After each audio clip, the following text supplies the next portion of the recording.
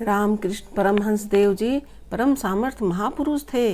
उनकी हालत ये थी कि वो अपने भक्त के पास कलकत्ता जाना भी चाहते थे तो उनके पास जाने के लिए भाड़ा उपलब्ध नहीं था। उनकी ऐसी व्यवस्था भी नहीं थी कि उन्हें टैक्सी का भाड़ा कहीं से मिल जाए। उनके गले में गिल्टी हो गई थी। गिल्टी आगे चल के कैंसर का रूप ले ली।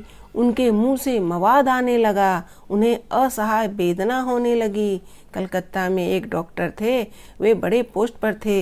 वे एक बार एक मरीज को देखने के लिए 25 रुपये लिया करते थे। रामदेव परमहंस के परिकर में चर्चा हुई। उन लोगों ने आपस में मिलकर बात की कि हम लोग 4 रुपये से ज़्यादा इकट्ठा नहीं कर सकते। बहुत ज़्यादा होने पर हम लोग 5 रुपये की व्यवस्था कर सकते हैं।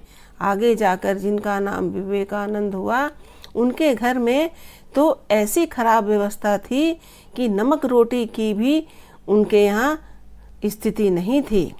इसीलिए रामकृष्ण विवेकानंद की बहुत चिंता करते थे।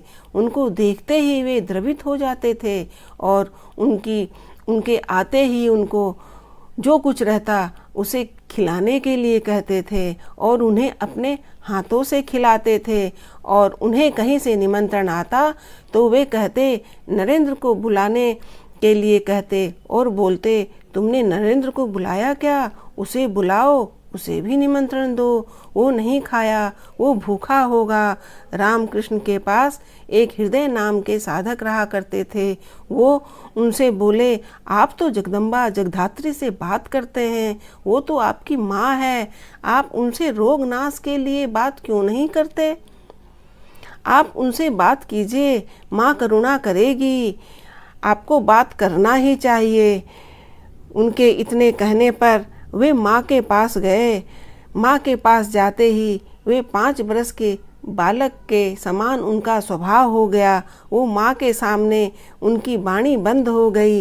मन में आया, रोग नाश और खाने पीने के लिए माँ जगदम्बा को, जगधात्री को क्यों तंग करूं? वो मुझे इतना प्यार करती है, मैं सिद्धि की क्यों याचना करूं, कामना करूं? उसी समय उन्होंने देखा 30-35 साल की एक सुंदर नौजवान औरत पैर से सर तक गंदगी में लिपटी हुई, मल मूत्र से लिपटी हुई उनके पीछे से निकलती दिखाई दी। उनका मन घबरा गया, उनका मन बहुत खराब हो गया, खिन्न हो गया। तब भगवती ने कहा, जिन सिद्धि के लिए मनुष्य जप तप करता है, साधन करता है, अमुक सिद्धि मिल जाए, यह सिद्धि मिल जाए जो मल मूत्र में सनी हुई है, साधक वो सिद्धि लेके नीचे गिरने वाली होती है। वह सिद्धि उसको ऊपर नहीं उठने देती। आज तक साधन करने के बाद भी हमारा कल्याण क्यों नहीं हुआ? क्योंकि हमने साधन अपने मान बड़ाई के लिए किया, धन संपत्ति के लिए किया, भगवान को खुश करने के लिए हमने कुछ भी नहीं किया। परमहंस देव जी ने अपनी माँ की निष्काम भक्ति की उपासना नहीं की होती तो उन्हें ये सब माँ का प्रेम नहीं मिलता। तब उन्होंने कहा, माँ मुझे कुछ नहीं चाहिए, माँ मुझे कुछ भी नहीं चाहिए, मुझे गुरु से कुछ नहीं चाहिए, संतों से कुछ नहीं चाहिए। एक दिन परमहंस बहुत विकल हो गए। वे माँ को एक एक फूल चढ़ाते जा रहे थे और बोलते जा रहे थे, माँ ये पाप ले लो, माँ ये पुण्य ले लो, माँ ये अपना नरक ले लो, माँ ये अपना स्वर्ग ले लो, माँ ये अपना धर्म ले लो, माँ ये अपना अधर्म ले लो। ऐसे बोलते जा रहे थे और एक एक फूल चढ़ाते जा रहे थे और बोलते जा रहे थे, माँ मुझे प्रेम स्वरूप भक्ति दो, माँ तत्व एक ही है, माँ मुझे प्रेम दक्षिणा दो, माँ मुझे भक्ति दो। रामकृष्ण जी की तो ऐसी स्थिति थी कि वे जब गंगा जी नहाने जाते थे तो उनके साथ नहाने कृष्ण जी भी आ जाते थे। गंगा जी में उन्हें साक्षात श्री कृष्ण का दर्शन होता था। श्री कृष्ण जी उनके साथ खेलते थे, उनके साथ छेड़छाड़ करते थे। कृष्ण जी ने रामकृष्ण जी की उंगली मरोड़ दी, जिस कारण रामकृष्ण जी को 3 दिन 3 रात तक दहाड़ मार मार कर रोते रहे। ऐसी ऐसी लीला उनके साथ होती थी। इसलिए अब तक हमने जो किया सो किया।